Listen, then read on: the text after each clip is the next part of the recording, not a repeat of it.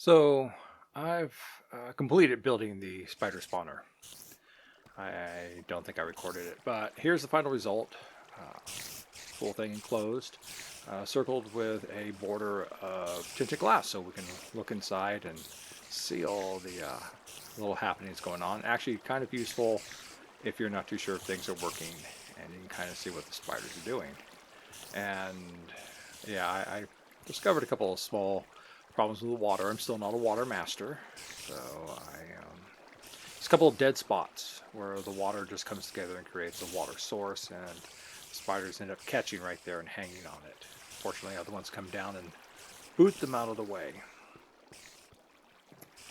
But this is the setup. So it's a big old room, plenty of space for all the spiders to spawn into. They can kind of sense where you're at, but the water is pushing them to someplace else. So that wonderful spider sound going. Now these are the step levels up to the redstone lamps. Some repeaters on them to help keep the signal boost. Turn them on and off. Makes a nice way. Go up and check. It's all nice and lit up there. That's what we got going on down here. Oh, look at that! Look at that! Oh, oh, all those little XP orbs just waiting to be harvested. Yeah, that's the only trouble with spiders and cave spiders is their only drops are string and eyeballs. And eventually you don't need eyeballs anymore. Yeah, I mean you can only make so many potions with those eyeballs for creating your potions of farming. And string, I mean, the string's good because if you don't have a sheep farm and you get a ton of string, you can turn that into wool and use that for, well, some people would say beds or building, but we all know you're going to use it for the ancient cities, so that way you can keep the shulks and the shriekers and the screamers from letting the warden know you're around. Now that little bit down there, that's supposed to let the XP out. It doesn't always. And, well, you know, and here's the problem is that even though they're one block high, they still have that reach. Now watch this, watch this. He's going to get me with his butt. He didn't even stick it up all the way, but he just rammed his butt right there in the corner, the little spider butt, and stung me somehow with his venomous bite, or his venom, just his venom. So, a couple of small problems is that there's not a lot of water there at the front, so that's why they're doing so much bobbing. If the water level was a little bit higher, then there'd be much more of them pushed up against the barricade there. And as you of course can see, I've correctly finally built the barrier. You know, barrier is a small cistern that opens up, and you've got 3 pieces of fencing over the top to keep them from getting out. You've got fencing in front of you to keep you at a safe distance, so that way you don't get bit and venomized. Of course, once you have, you know, Proc 4, it doesn't really matter. And as you can see, we're at something like 867 there in the durability, and we're going to be fixing my hoe there. So just trying to get in there to try and figure out how best to get XP, and it's not going to work, so we're just going to let them all show up there and gleam at me with their little eyes. Look at all those little red eyes and those white fangs. They're just like, come on, little closer, little closer, little closer. Can you imagine all of them biting you at once? Because that's what would happen. If you were to drop down there, they would all bite you at once. Now, the weapon you want to use on this is something without knockback. That's the first thing, because you'd end up sending them back up into the water, and that's where they can get caught or pathfind way. You can see that one that went shooting way up there. He came back though. He came back. But there are some problems. There is occasionally, see, there's another one right there to the left and one to the right, and they're both, they got knocked up and they pathfound up into the ceiling away from the water, so nothing's going to move them forward, and their pathfinding is saying, we're just going to hang here. Now, unless something comes through and bumps them, which did not happen, we got to try a different method. Now, there's a couple of different methods you can use to get them to come down. Now, the smart thing to do would have been to turn the lights back on to keep this. Oh, there's another one up there. So now there's 3 of them up there at least. Because sometimes they'll just drop. They'll get tired of hanging out there and they'll just drop down. But not always.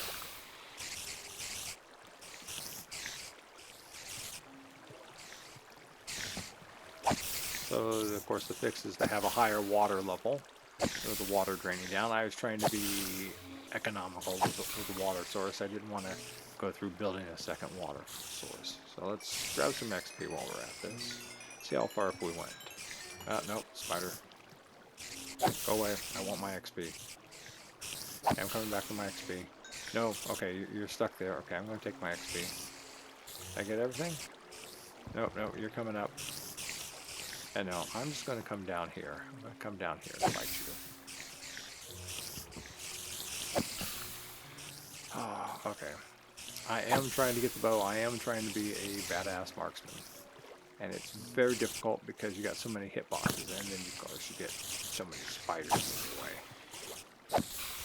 I am so going to turn the sound down on this because this is just loud in my ear right now. I can only imagine. But if I do this right, and that's not me doing it right, and that's not, I hit a spider, but I hit the wrong one. There you go, got one. This one's going to hit the fence. Not that fence, but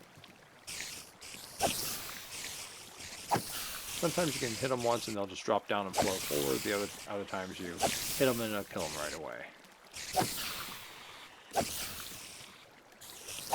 But like I said earlier, the smart person would have just turned the lights back on and then nope. I got a little bit higher.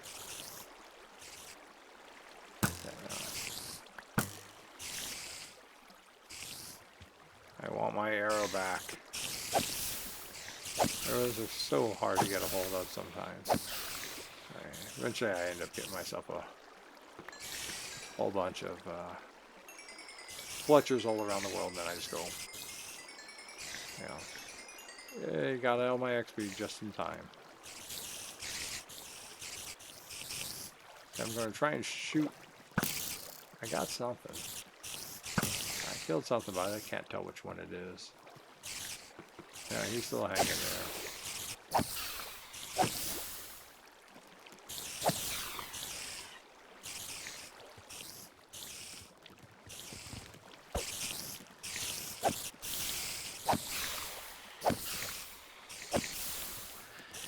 This is tonight's entertainment. It's like whack-a-mole, except for it's with spiders.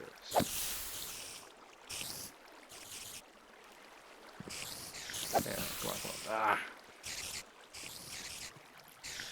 Of course, at the time I had no idea what sort of videoing I'd be doing of this, so. Alright, let's do this. Now I'm clear, and all you have to do is you have to hit the legs. You just got to hit. You don't have to hit the body, you just got to hit the hitbox. So, as you can see, there's more stuck back there way out of range I can't get to. So this brings us to the second method, which is log out and log back in. When you do that, anything holding in its pathfinding will reset. So they reset and drop down, come on forward. So that is a useful method. My first spider spawner, 2 spawner. It had a lot of turns in it, so the thing, go up here, see what's left up here after you've killed everything. And there you go, stuck in the dead zones right over there. They still want to move. They don't sit still, but they only sit kind of still. See, there's one bumping the other one in. Bump, bump, bump. I'm going to zoom this in a little so I can watch it better and commentate.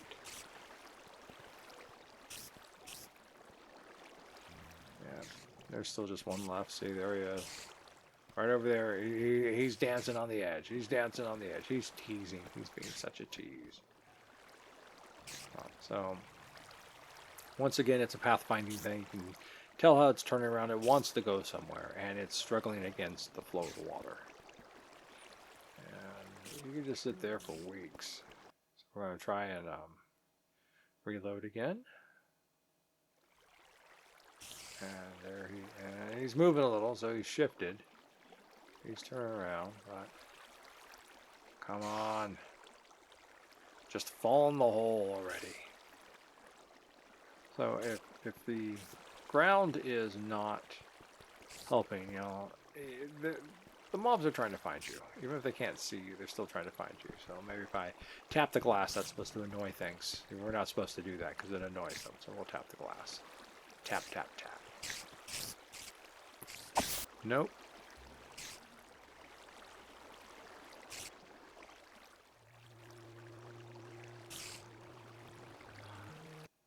So we'll give it one more, we'll give it another shot. See if that happens. He's almost there. He's almost there. Come on. I believe you can do it. I believe in you. Come on. I believe in you. You can do it. Yes! You are a winner! You are a winner! A winner! Yes! You are a winner! Now let's go kill you.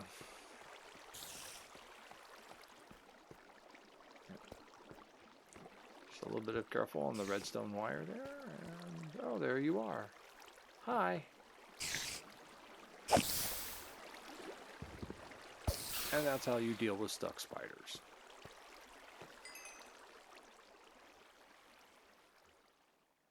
Now I know what you're thinking. Is this it? Is that all there is? That you know, that was a very basic 2 spider spawner XP farm. But what? What if we added a 3rd spider spawner to it? That's right. Remember how I kept saying, hey, keep your eye over there? That's spider spawner number 2 during the last build. Well, spider spawner 2 is still there. What if we can add spider spawner 2 to spider spawner 5 and 6, giving us 3 spider spawners? That's 3 times the spiders, 3 times the legs, 3 times the noise, 3 times the 8 beady eyes, 3 times the chance for poison, and 3 times the XP. What do you say? Should we go for it? Yes. Yes, yes, we should. Let us go get ourselves a 3 spider spawner XP farm.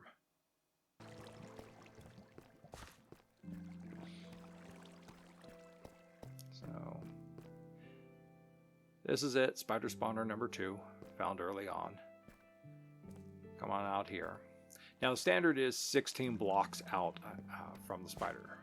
Not do that turn well, and there is the catch-all for 5 and 6. And here's, you know, where we're at. We're literally right down the corner there. The only thing we have to be is we have to stand in a place that's relatively convenient to the kill zone. That is within the activation radius, usually 16 blocks, of the spawners. And we've got 3 spawners. So the real point is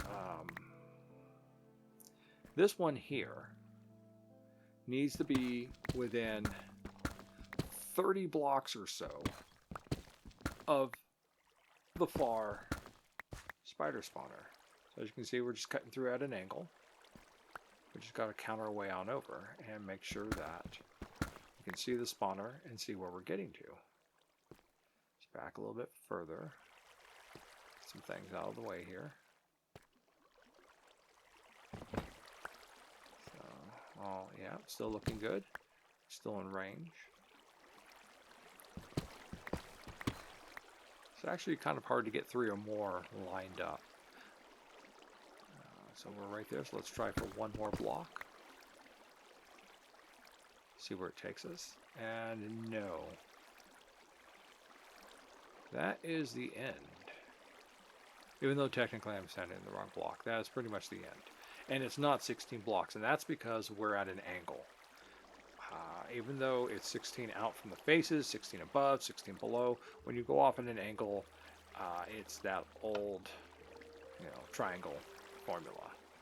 Now let's see if we can activate a spider. Oh, I hear it. We're activating a spider from the far spawner. Alright, so let's see if we can get a spider coming up from the close spawner. Listen for it. Listen for it. Yes, there it is. There it is. All right, we have spider. That means we can be in range. If we mark our spot, we can be in range, and we can stand right here, turn the spawners on, and get all three to dump spiders to us. Then let them build up in the catch-all like you saw at the beginning, and then just kill them en masse, and that'll be our little standpoint right there.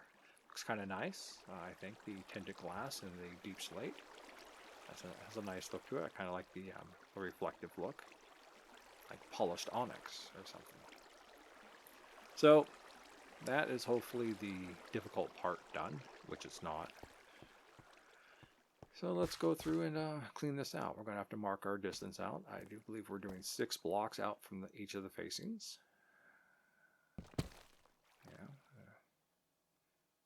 So just so we get an idea of where we're going. It's easier to build a room for one spawner than it is two, because you've only got one central point of reference you need to go out from, and you can just kind of circle around it. And this one was easier to do because most of this is pretty flat, and it's going to be easy to dig with. Flat ceiling, flat floor, no multi-levels except for a little divot, and just some walls to get out of the way. And that's not too bad. Maybe there'll be other little minor things, little holes that get found once you're digging through, but doing some of this practicing my time-lapse sped-up video. Try not to make it too jiggly-jiggery, so that way you don't get motion sickness. We'll try to watch it. You can see basically what you're looking for. And then I'm doing another mark point. And then this time I decided to put in the ceiling first. That way I could keep... it becomes my grid, basically a grid work. That will help me keep track of where I'm going, where I'm working. I probably left in too much video of the ceiling grid work, so I apologize. But it's going so fast, and I was just trying to check the time, going, okay, well that's not too bad. That's 45 seconds. That's that's 30 seconds of that. So and it adds up. But it's just like it gets in there, and it kind of looks nice when you go through and you've changed out the ceiling. And then it's all just you get a sense of accomplishment. Things I've left out was like lining when it comes time to line up the hole, for the spider spawner, and other like reinforcements of open areas. But there it is. We're not even done with the ceiling, but that gives the basic idea. We know where the walls are going to go now. Some parts are going to have to go. See, here's a stairwell that I had to damage, so I may repair that. And after some work, we've got the room done. Once again, same design motif. We're going to be using the tinted glass. Very useful tinted glass. I'm a big fan of it now. Once I found out what it can be used for, I like to put it in everything. Just because it's the only thing that lets you do this. It's the only thing that lets you look through. It's a shame you can't move it normally, like tinted glass doors that you could open and close, complete with light blocking, things like that. But, so that stairwell going up there, it goes up to the ceiling where I'll hook up the redstone. And this will allow me to run the redstone wire down and around later on, so that way the switch is close by the intersection up there for the other switches. But this is it basically done. This is the first section done, the easy part. The hard part now is going to be doing the drop chute and the tunneling system, and it's going to be much harder than the one we did for 5 and 6, because this one has to go down a certain level of depth. It's going to raise and lower because we're going to have to do multiple instances of water flow, and it's going to have to make a hard right 90 degree and reach over to the tunnel system for 5 and 6 without breach into its side without disrupting its own water flow, and then push the spiders up a column of water into there, so that way they'll get caught in the water flow and get ushered into the catch corral there. So same general building principles. How wide you want the corridors and stuff. Corridors usually 3 wide is a fairly good amount. But in the end, they're only going to be one deep, and that's the pain in the butt part. Is the other way to do the way I do is I dig it all out first. I get down there, I dig it out, and then I lay in the blocks. And that there is the wall to 5 and 6. That is going to be our eventual destination. Is going underneath that and up into it. But the other method of doing this is to lay down and land swim, and just cut out the quarters as you need them. Now the passages, and not bother doing the other pieces. And I tried doing that once, and miserable experience. And I can't say that I still am a master of this, but I do keep trying. 5, 6, 7. All right. So we're going to be doing water flows. 4, 5, 6, 7. 1, 2, 3, 4, 5, 6. So okay, we're good all the way over there. And the whole point is that so imagine what you're going to have a 3 wide, 1 high channel. They're going to drop down into the water. It's going to carry them over, and they're going to hit a barrier. And that barrier is going to have submerged fencing, which will, walls actually, submerged wall pieces that are going to urge the spiders to go up, and spiders climb. Right there we're looking at that's the basic channel section right there. But we've got to go deeper because, we can't hit we're going to hit the wall, but we can't really hit the wall too much because that'll cause too much damage. So it would be better if we bypassed the wall and came up in the first row of ground blocks right there. And then they came up and they hit the water flow and go on out to the ground. But that's going to be the hard part to get installed.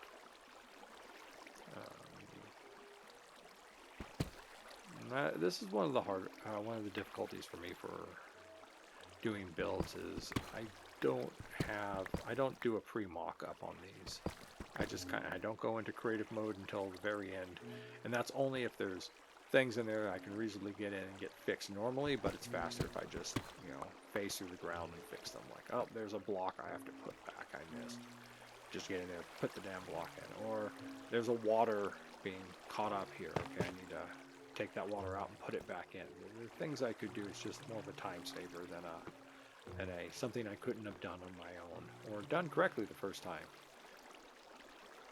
Not something I like to do, but it's a final point of frustration. So this is where it's all going to come to an end, right here.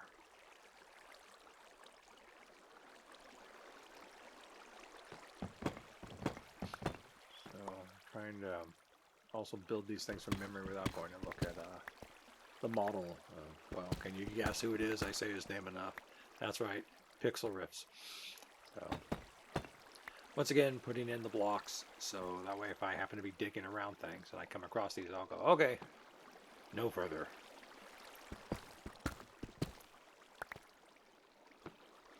Once again, same principle. We're going to put some walls in to the floor there. They're going to flow down, they're going to hit that, and then that last section there is going to have the soul sand. And it's going to push them up. So there's your walls, so they're going to flow down onto it. It's going to just kind of coast them on into the column. This works. I've built it a few times before already, so excuse me. So now for the hard part. Putting the walls in correctly, because you're going to come down a certain point almost to the end of the water. You're going to dig a trench in. You're going to put walls down in the floor. Then you're going to put one block level off the floor. So you got the walls there, just putting in floor pieces here. So you're going to have the walls there reaching up to ground level. You're going to have a block above ground level. You're going to put a gate over the fencing. This is where it gets complicated. And then you're going to put another block up. So it's going to be block, block, block. It's going to be block. It's always the part that I always get confused on. So it's block with gate, and I'm missing something. Oh, that's right. The third level doesn't. And then there's an upper section, which is designed to push the spiders down. So, and that's the part I keep messing up on. So, here's the block. Oh, that's right. It's only too high. Right now the tunnel's only too high. That's why I'm confused. So there's the gate. And then technically you put another block there in front of it. Then you would open the gate. So you'd have it 3 wide. You're going to open all 3 sections of the gate. You're going to put water on top of the gate. The fencing there, plus the fencing from the other side, is going to keep the water from flowing towards the head where the spiders come in from. And then you're going to take down the second row of stone that's there. Remember I said it's too high filling up, so that way the top channel is open. And then that water that's sitting there above the gate is going to go flowing down the tunnel, and then you're going to hit the next barrier, which is what you see right here, and the process is going to repeat itself. So this is a mock-up of the final here. I've dug into the wall there, as of course, like I did for the last spider spawner, in order to give the water some extra flow distance, because spiders aren't going to go up that, and you just turn that on. That one's in the wrong place.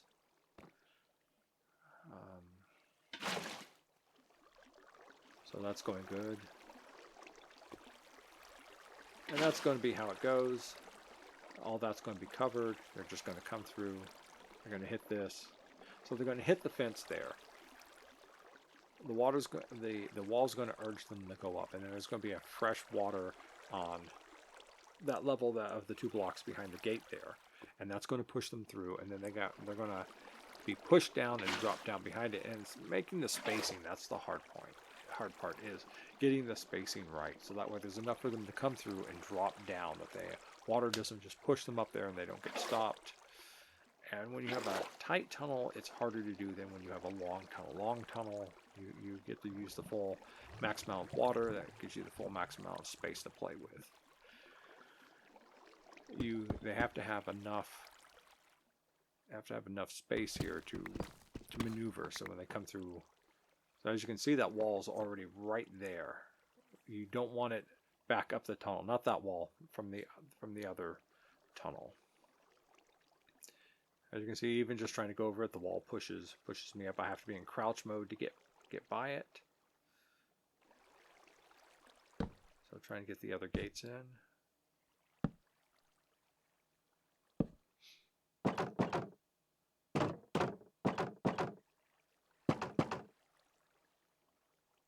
Hard part, if you want the gates to face the opposite direction, you have to get in at the right angle.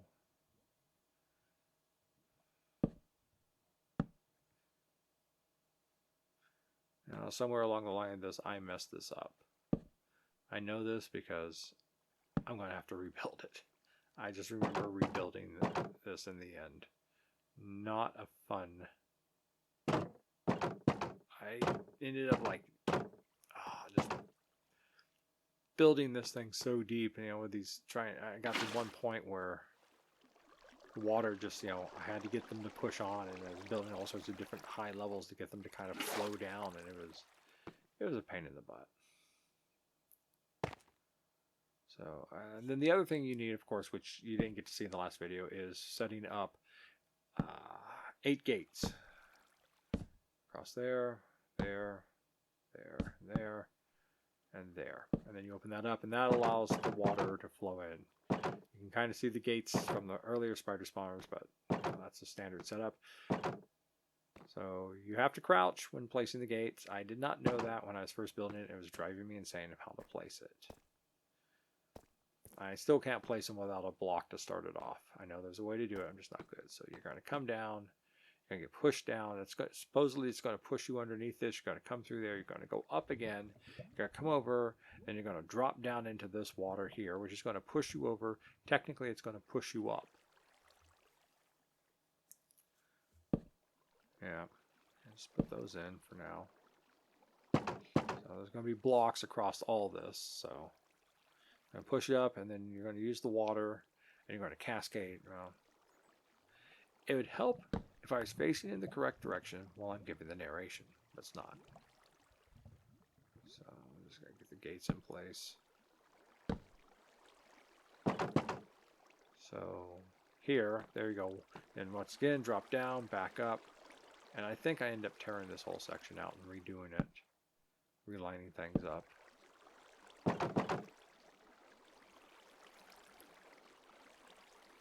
Yep, gates in the way. Gates in the way.